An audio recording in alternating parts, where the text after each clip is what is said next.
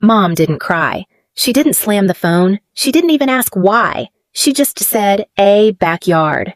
"Really, Julia? That's not a real wedding. That's a garden party for poor people." Then she hung up. That was the moment I knew she wouldn't come. Not because she was sick, not because the date didn't work, not even because of some family emergency. She wouldn't come because my wedding in her eyes wasn't worth showing up for. It wasn't big enough. It wasn't showy enough. It didn't offer her a stage.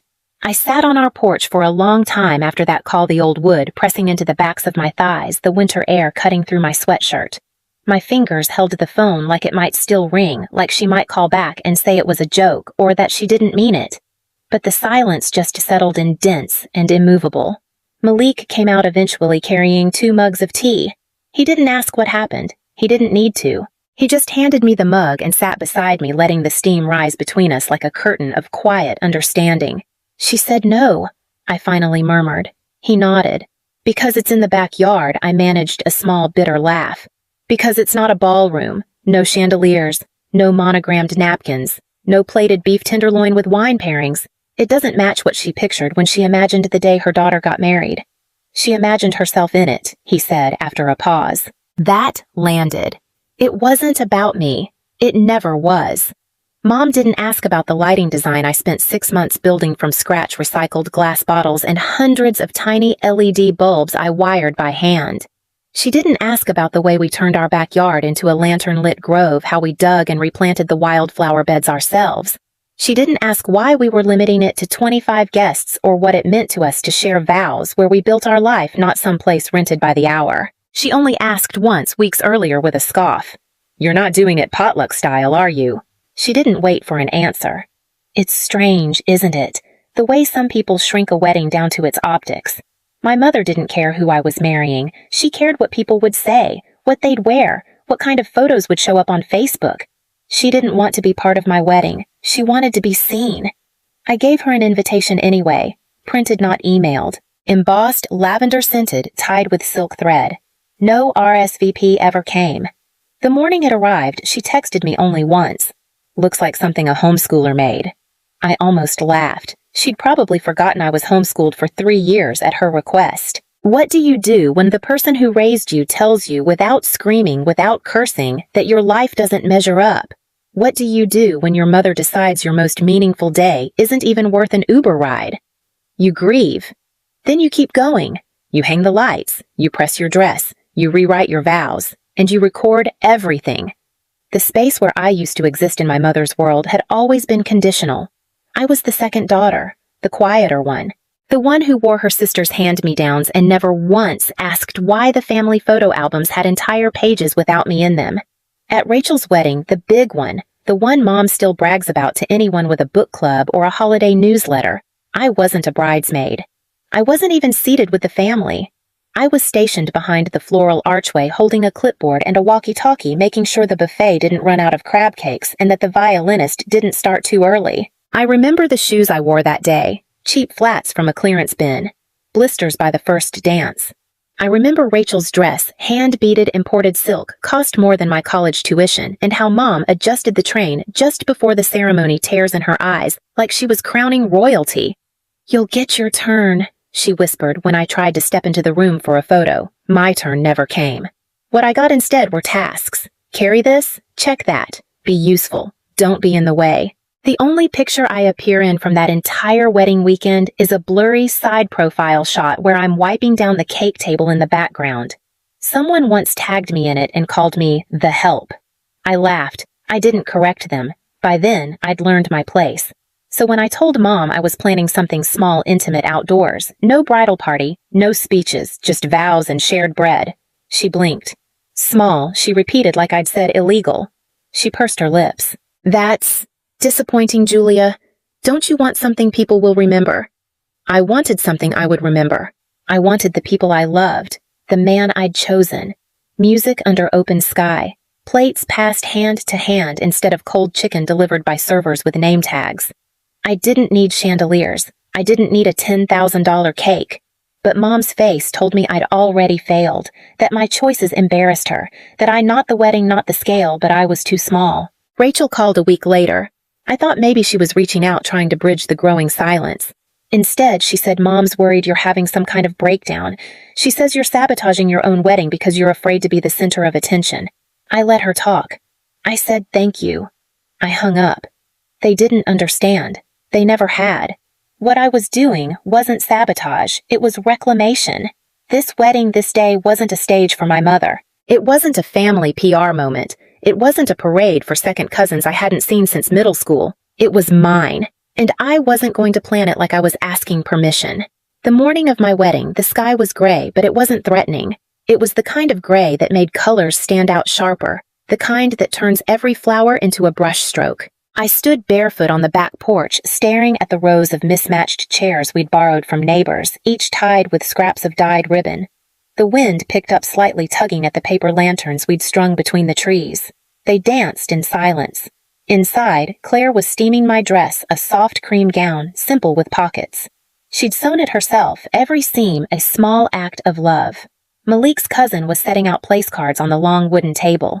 No calligraphy, no gold embossing. Just names printed on seeded paper so each guest could take theirs home and plant something.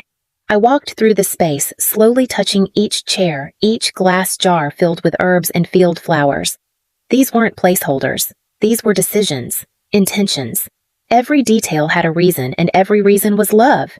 No bridal suite, no makeup team. Just my bathroom mirror and my hands. I twisted my hair up into a loose knot, stuck 2 gardenias behind my ear. When I stepped into the dress, it felt like armor, not to defend myself, but to hold myself together. Claire caught my eye in the reflection. "You okay?" I nodded. "I think so." She came behind me, adjusted a loose strap. "You look like yourself." I've never felt more like myself. At 4:12 p.m., the ceremony began. No prelude. Just birdsong wind, the creak of the gate as the guests entered quietly, respectfully, like stepping into a memory being made in real time. Malik stood at the end of the aisle, which was just the garden path, wearing a navy suit and a crooked smile. His hands shook when he saw me. Mine did too. We didn't have an officiant. We didn't read from a script. We spoke to each other, not to the audience. I don't remember exactly what we said, but I remember what it felt like standing still for the first time in years. Like being heard by someone who wasn't waiting for their turn to speak. After we kissed, everyone clapped, not politely, but wholeheartedly. My favorite sound. Dinner was served from giant enamel pots, family style. No servers, no plated service. Just bowls passed down the table, laughter echoing off the ivy-covered fence. Someone humming along to a Van Morrison song playing through a borrowed speaker. When night fell, the lights came on, all those hours of wiring and careful placement, and the whole yard glowed like a firefly had taken up residence in each tree. Claire leaned over at one point and whispered, "This looks like a film set." But it didn't. It looked like home. And I knew, even as I laughed and drank and danced barefoot under those lights, that the people who were missing wouldn't see this. Not in real time, not in color, not in context.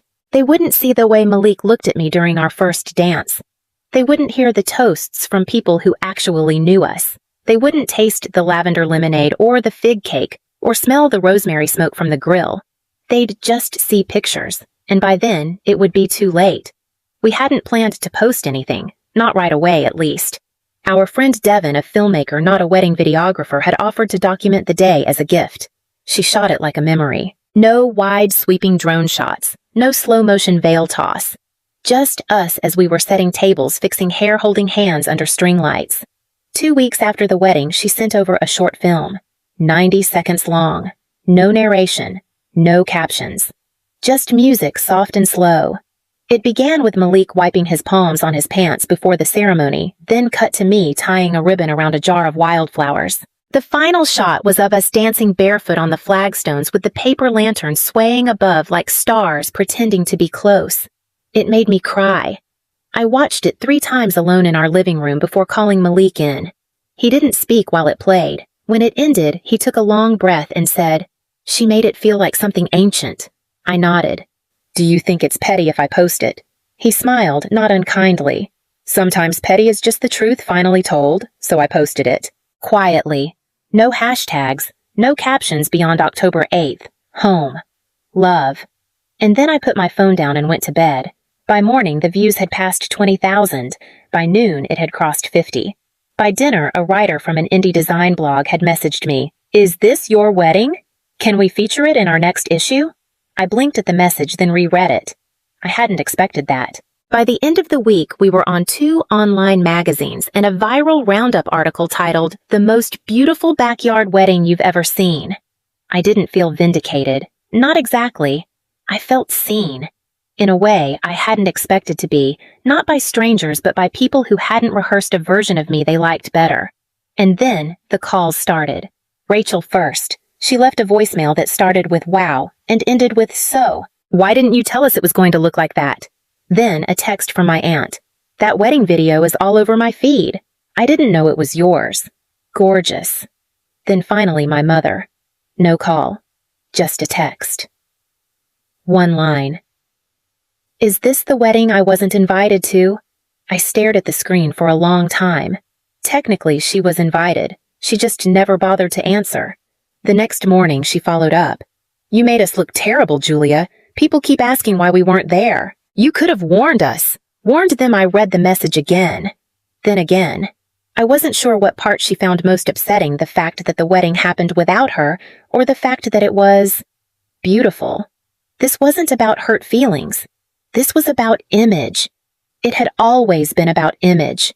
I didn't respond to her text. Not right away. I wasn't sure what there was to say to someone who was more upset about being left out of the photos than missing the actual moment. But I did respond 3 days later after Malik watched the short film again, this time with a glass of wine in hand and a long silence after it ended.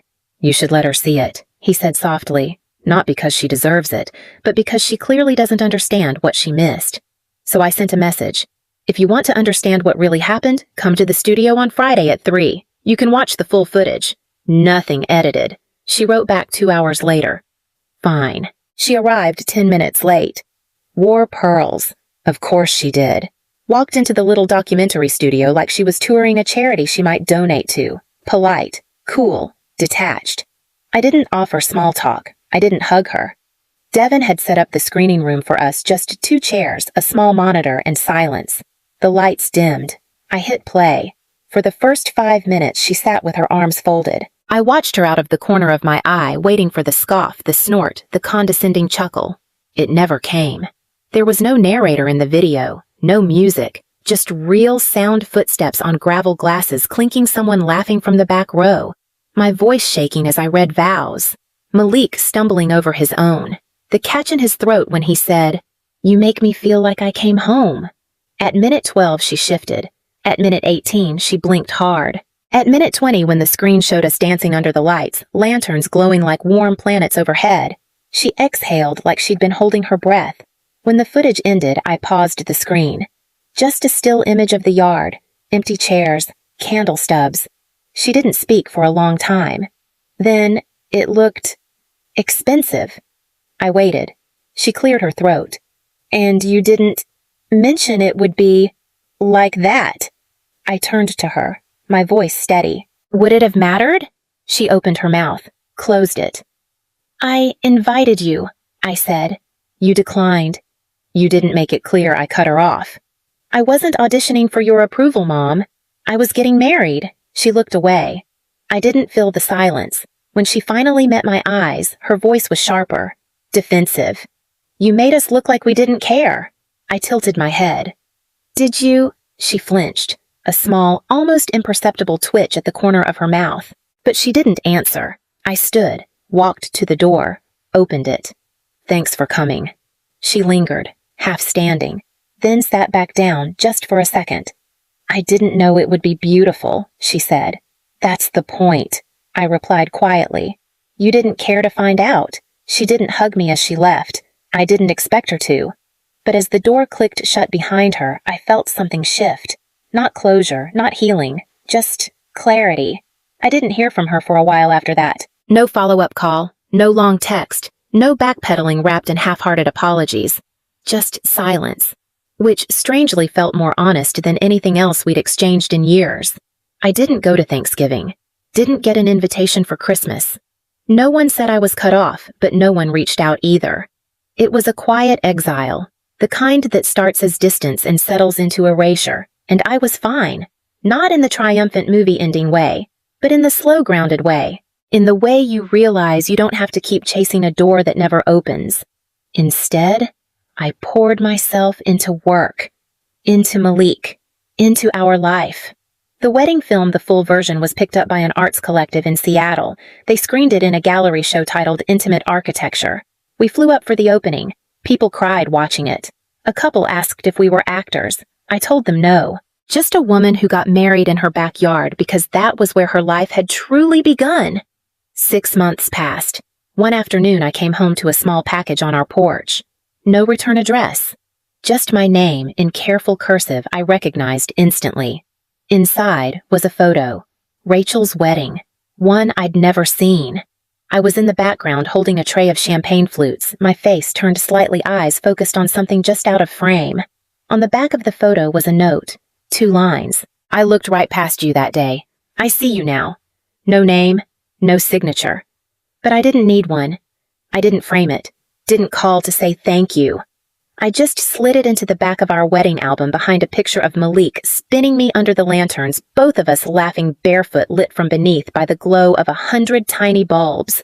That's the story I'll tell if anyone asks about our wedding.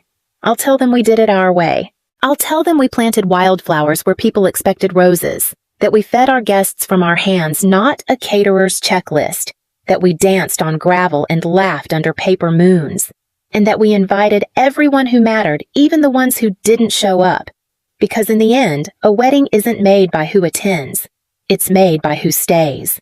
And when I look at the photos now, I don't see what's missing. I see what remained.